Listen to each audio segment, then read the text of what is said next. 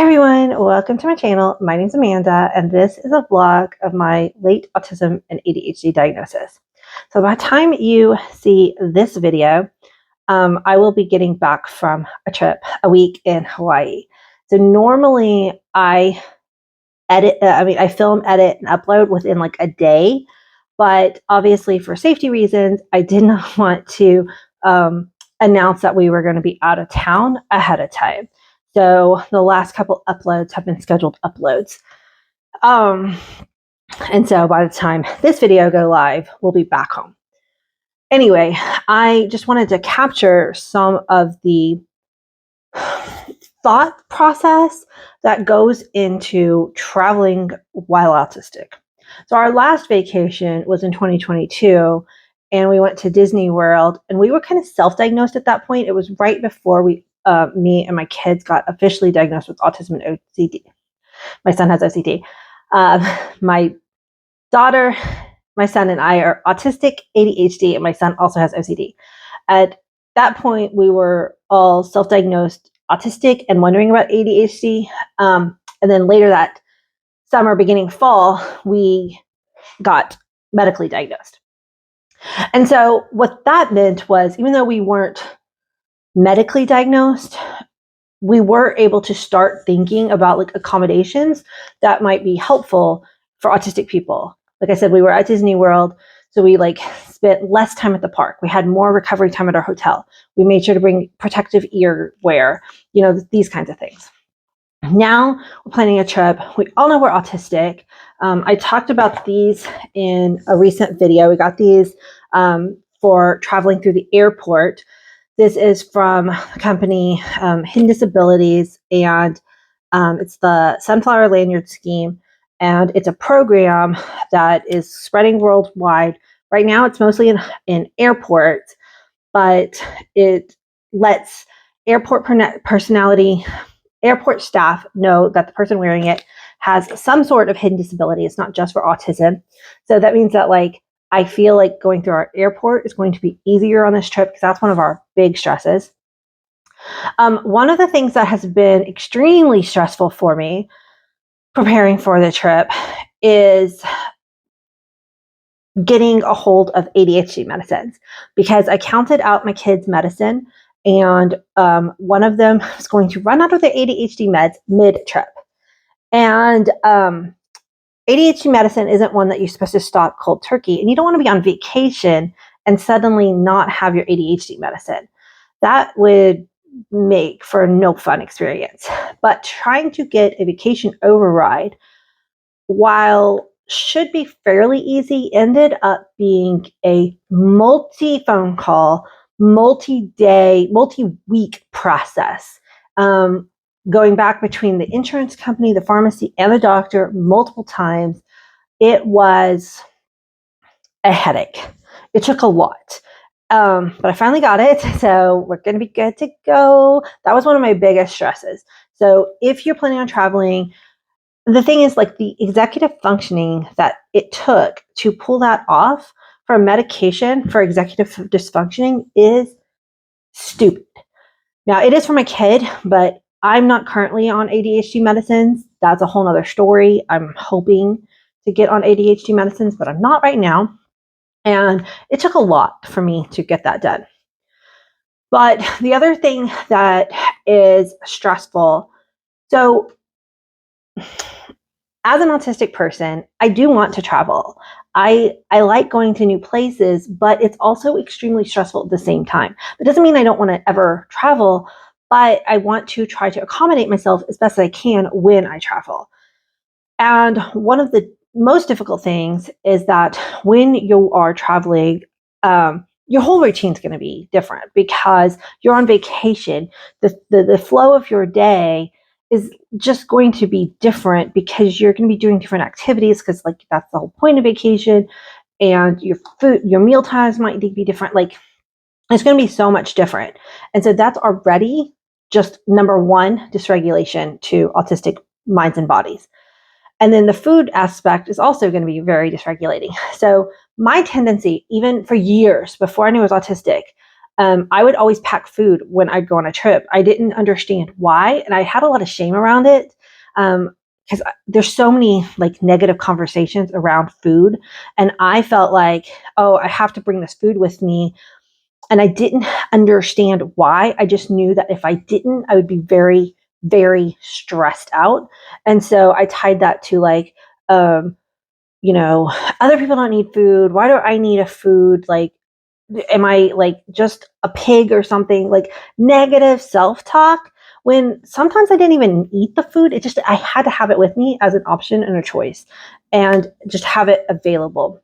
And it would always be foods that I knew would give me some protein, or like if, and the thing is, I'm an autistic person who actually has a pretty wide palate. Like there's a lot of foods I will eat, but um, I still needed my safe comfort foods. I just didn't know that's what they were before I was diagnosed. So for this trip, I'm trying to pack as some safe foods as I can for me and my kids, but also trying to keep within the weight limit of our suitcase because we don't want to pack like a whole extra suitcase of food items. Um, but I know everything's more expensive in Hawaii, so it's like I want to be able to pack some things that we don't have to get there. We're also not renting a car in Hawaii for this particular trip, and that also caused me a little anxiety because it's like if I needed something, we can't just run out to the store and get it. I've never used Instacart. Like doing new things is also something that is really hard for me as an autistic person. So I've never had to use Instacart or DoorDash or any of those things. Like I've always just worked my life around them, but they are available. I looked them up. There is an Instacart that will come to my hotel. So when we get there, I'm going to place an Instacart order through because they can go to Target um, and get some yogurt and fresh fruit. My kids live off yogurt and fresh fruit, and they do not like to go to restaurants. So when traveling and you having to eat out at restaurants way more often than you normally would, this is difficult, and they know that they're going to need to eat at restaurants. It's a struggle for them, but they want to go. They're excited to go to Hawaii. I mean, they love Hawaii. We went one time before the pandemic, and it was an amazing vacation, and we've wanted to go back ever since then. um I was talking to my therapist today, and I'm like, it feels weird to be complaining about how difficult it is to travel, because I know that I come from a very privileged place to be able to travel anyway. And then to like complain about how difficult it is feels kind of wrong. But it's the truth. It's my experience, it's my lived experience. And thankfully, we do have the means to travel. I'm very grateful for that. And two weird things can be true at the same time.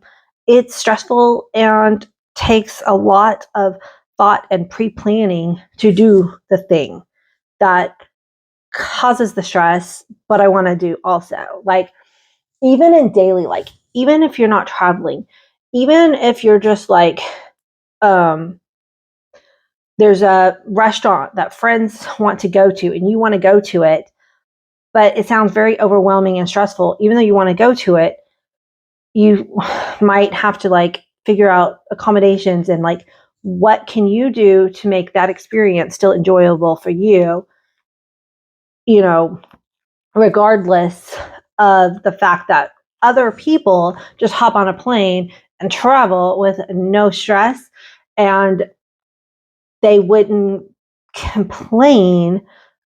And I'm not complaining, I'm just dealing with the realities that we have. We are autistic, and travel is very dysregulating.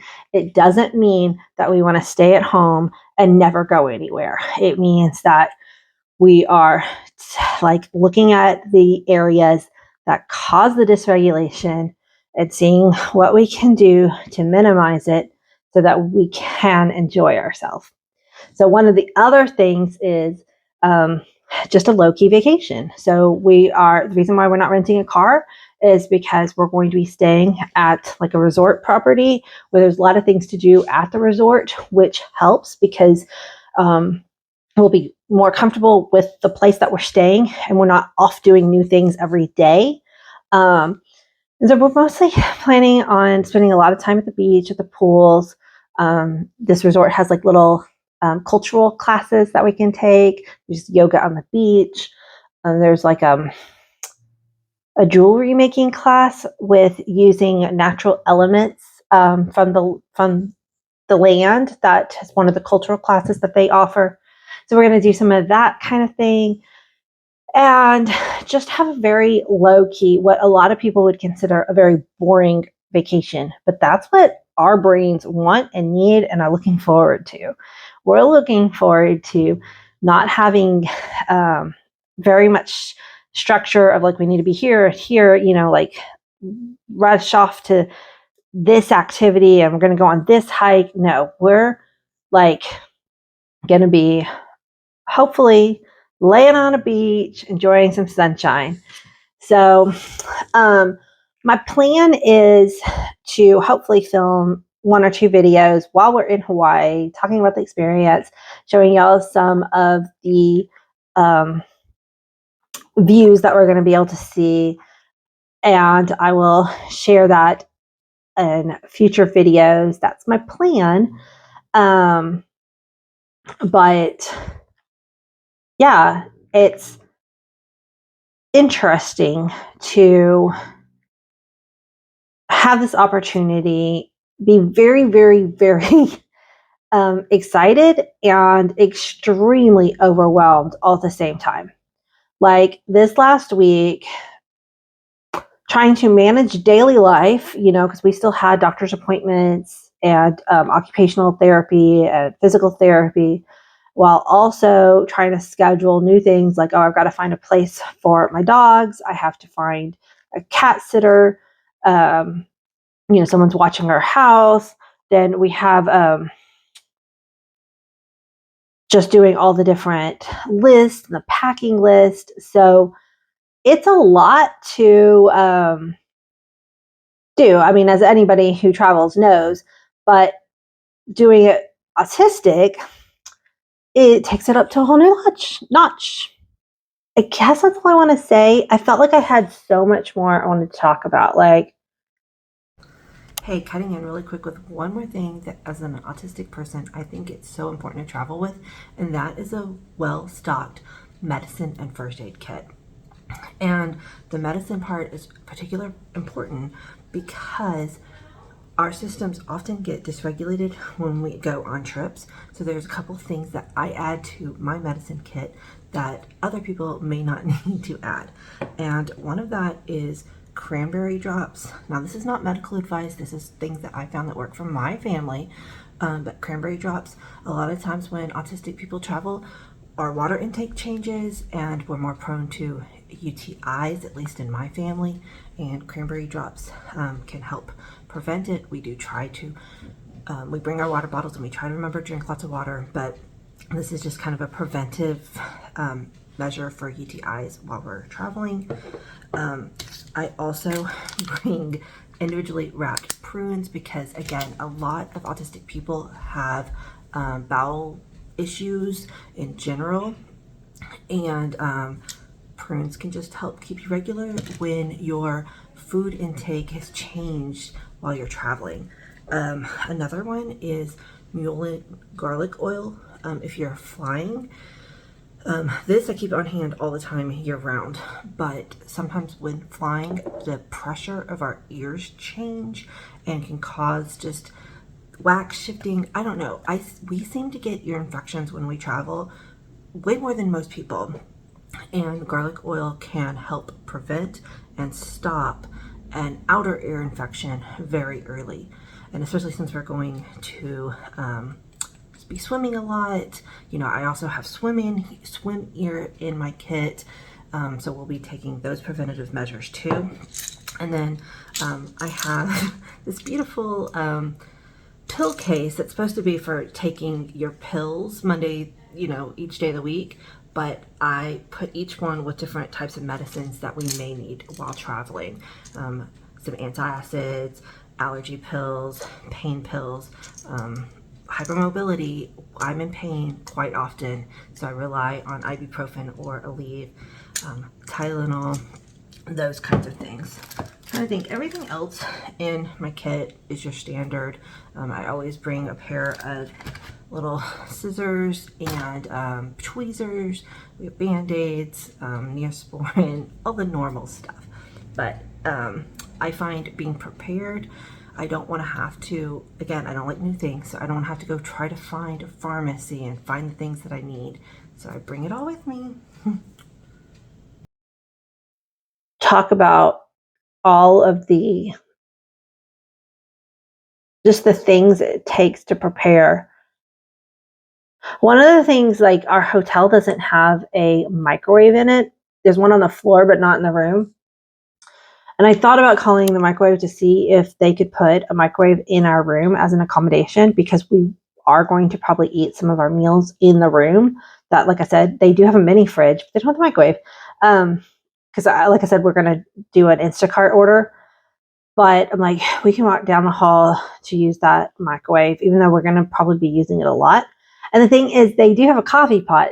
And when you are autistic, I cannot stand the taste of coffee.